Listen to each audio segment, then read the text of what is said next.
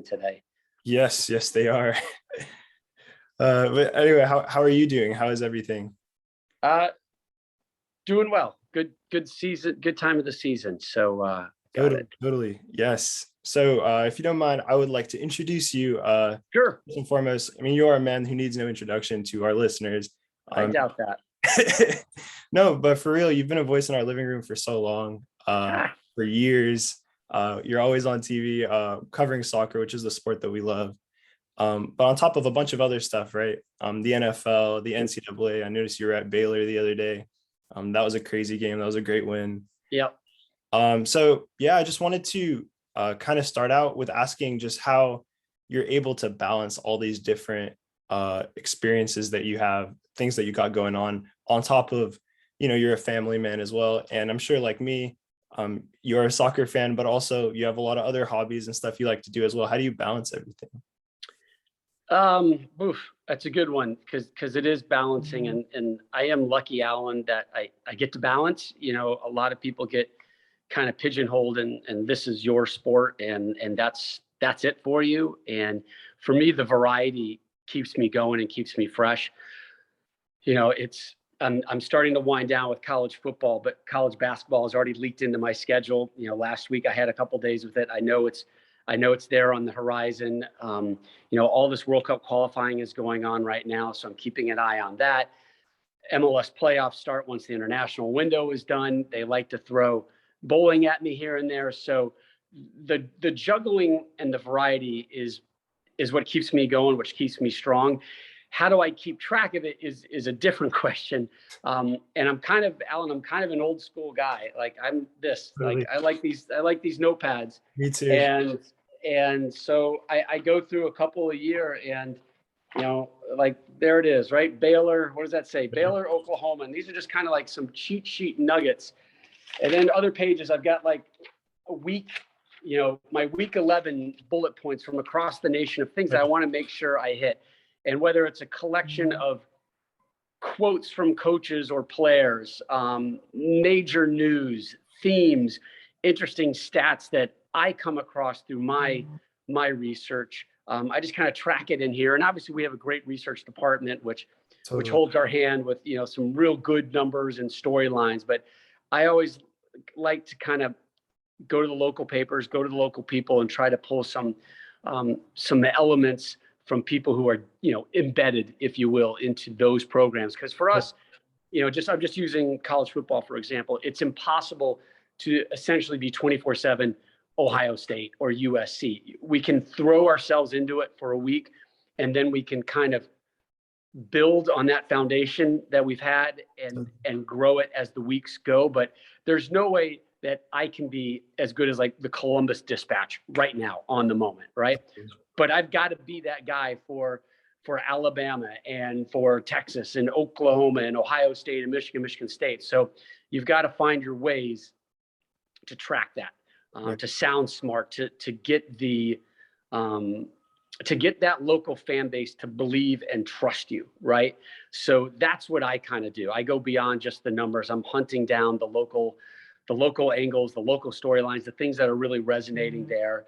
When I do, like a 15-second shot of one player just warming up, I don't want it to be generic every time of this guy did this, whatever. I want to be like hometown, 4-star recruit, came in as a linebacker, now he's a running back. Little elements like that prove to your audience that, hey, this dude is respectable. He understands what is really going on, and he cares about our product. So I'm basically doing that every week. Constantly. So I know if it's football here, but if I know I've got basketball in 4 days, on my little notepad, I'll write down, Villanova St. John's. And if I'm stumbling on an article, I'll be like, let me drop that in there. Here's a great Jay Wright quote I can use. If I know I've got MLS playoffs in the background, again, I go to my notepad, I stumble on something, I drop it in, and then I revisit it when it's time, Right. when my focus is just this snapshot of this sport, this game, this league. Totally. Yeah. And I feel like that's a really good point. Like we're all human, like there's all these different hemispheres that you have to juggle. And yeah, just having those things organized seems like it really could help try to bring a little bit of balance. Yeah. And I think that is a good transition as well to, you mentioning this whole process. It's just so fascinating to me. And I believe, there's a huge kind of community at Cal State Fullerton, which is where we give our podcast to, of students who actually are looking at careers like that, careers in broadcasting. And I think you've already hit pretty much most of like what I was going to ask in terms of things that you would recommend to someone who's going into that position, or who maybe thinks, oh, like this might be something that I want to do, but I'm not sure if I can really commit to that yet, or something like that. But maybe just touch a little bit more about that. A couple points. Hopefully I'll hit them all. Totally. Yeah. The biggest one is that first step and for me, frankly, it happened probably at the time in the life that you are right now. I was a sophomore in college, and we had a campus radio station, and I walked myself to that cliff, if you will. And I looked down and I said, am I ready to jump? Wow. And it's scary. So I had done, DJing at my campus radio station, but that was with my best buddy. And basically we would take a case of, Milwaukee's Best with us down to the radio station, and we'd call in some pledges or, friends, and we would sit and drink some beers and play music. But it was kind of like my gateway to say, oh, I'm comfortable with a microphone in front of my face and projecting to people that I can't see, and bringing energy and creativity. So I'm like, oh, all right. So I like this. The next step was, okay, but sports is really what I want to do. And that's where it's at. And I remember going into an audition for, it was just an audition for anything to do with basketball or hockey at Colgate University. So whether that was play-by-play or as an analyst, like we didn't care, right? Like students are analysts, right? It happens all the time. So we just kind of walked in there, and I walked in with a couple of guys I know, but I mean, I was scared. This was that first moment for me where I was putting myself out there. And it was one of those, are you good enough or not? We've all been through tryouts, right? And I've put myself out there for soccer tryouts and, for state team or, whatever it is, and you put yourself out on the edge. But for me as a career, as something outside of me working hard for, as a basketball player or a soccer player, that was my on the ledge moment. And I got there and I looked down and I just went for it. And whatever I did, and literally it was like that Will Ferrell in the old school, where he's like, hey, I got this. And he does that whole political ramble speech where he blacks out. That's kind of what I did, because I don't remember anything. I don't remember a catchphrase. I don't remember if it was play-by-play. I don't remember what sport, but I just know I did it.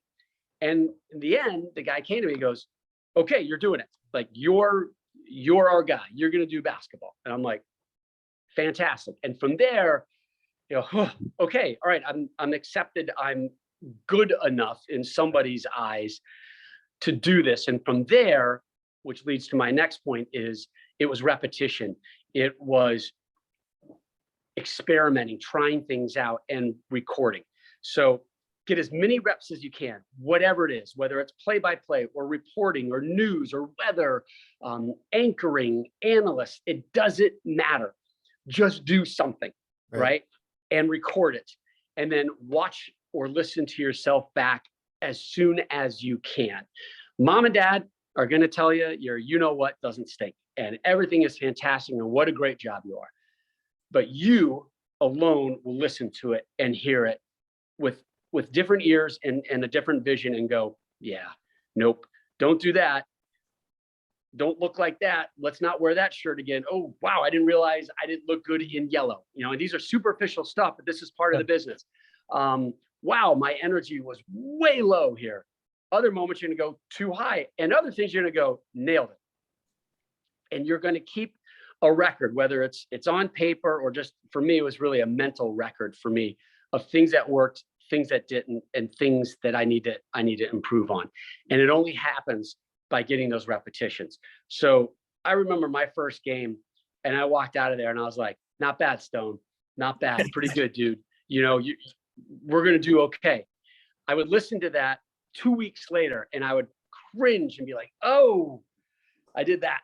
I did that. That's not great. Oh, you know, like I sounded like I'm going through puberty. Okay, let's try not to do that again. So these are things that you learn, but it only comes with putting yourself out there and getting these repetitions and being a true analyst to what your work is. Yes. Yes. Wow. I mean, I have no words. Like that's absolutely golden advice, I feel like. And it's not even just, like you mentioned, like, you started out playing sports, playing soccer. I feel like that's advice that you can use pretty much everywhere. Get yourself out there. And then yeah, just watch yourself, keep those mental notes, like you said. And like, yeah, I feel like the success is right over there. And like you Yeah, said, the other thing I would add to it is and I when I worked at ESPN years ago, they went through this stage and they called it concentric circles, right? okay. So if this circle is the game I was covering, right? Let's say it's Cal State, Fullerton, and Long Beach State basketball, right? That's this game. But if I could draw a circle that grazes something about this game, right? Right. And only part of that circle is in here. Most of it's outside of that game, but there's enough that crosses into that game. Let's do it. And this was a stage that ESPN went through. So it was, I did a football game at New Mexico State, and they had a Chili Pepper Institute there. And I landed in the morning. I went to the Chili Pepper Institute. I did very little research because I was another story. And they handed me the world's hottest pepper, and I went right into it. No way. And we were talking and filming, and I took another bite. And my whole message to my camera operator was, don't hit stop. Just hit record and let it go. Follow it, but because if I pass out, if I throw up, if I'm in sweating bullets, if I, some great moment happens, I want it because I don't want to do this again. So, it was this concentric circle that was hitting some spots. So if you want to get in this business, you don't have to, from day one, be talking into a microphone or in front of a camera. Hit a concentric circle, write for the newspaper, right? Write a column, do some radio things. Even if it's, like media marketing around sports, if that's what it is. Find something, if you can't get, boom, that sweet spot, find something that at least grazes it and touches it. And that'll be a great gateway for you, also an entranceway, also a learning moment for you to go, PR's not my game. Or, wow, I really love this advertising angle. I had no idea this wedge of the pie existed. I always thought it was just this and talking to a camera, and that was the end all be all. But wow, being a producer is fascinating. And I love that medium and what they go about. So just, if you can't nail the circle, find some concentric circles. Totally. Wow. Yeah, that's not even something that I even thought about, but it's just absolutely totally important. I have to ask, did you end up using that chili pepper footage or? Oh yeah, it's out there. It's out there. People, it's on YouTube, it's on Reddit. People, my friends will send me that clip. I will get it multiple times a month out of nowhere. Somebody who hasn't seen it yet that is close to me will send it to me, and just laughing and what is going on over here. And it's like, young Rob Stone, we all have those pictures or those videos of when we were younger, and you're like, oh, look at that. That alone is humorous. And then it's a great lesson, pain equals comedy. So I was going through some painful moments, and people are there to laugh at me. And I provided that for them. Entertainment. Totally, man. Yeah. I mean, entertainment you give us, dude, constantly. I want to thank you just for all the great moments that you've provided to everybody, just in all the sports that you mentioned, the great commentary and the great moments. Yeah, thank you so much, Rob. You're welcome. I don't think I provided that many, but I'll take a compliment. Totally. Maybe there'll be another one. USA Jamaica is going to be exciting. I hope it's not too exciting. Okay, totally. Yes, agreed. Yeah, let's ease off on the pressure. And we've had some good performances for our guys. Let's enjoy Dos Acero while we got it. Let's do that. Let's do that. Thank you so much once again. You got it. Good meeting you. Thanks for the time. Thank you. Always. Take care, Rob. You got it. Thank you. Of course.